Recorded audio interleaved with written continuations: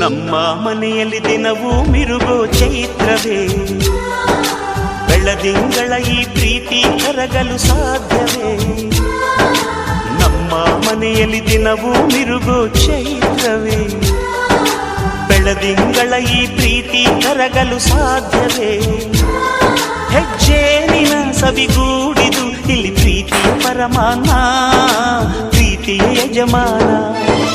ನಮ್ಮ ಮನೆಯಲ್ಲಿ ದಿನವೂ ಮಿರುಗೋ ಚೈತ್ರವೇ, ಬೆಳದಿಂಗಳ ಈ ಪ್ರೀತಿ ಕರಗಲು ಸಾಧ್ಯವೇ?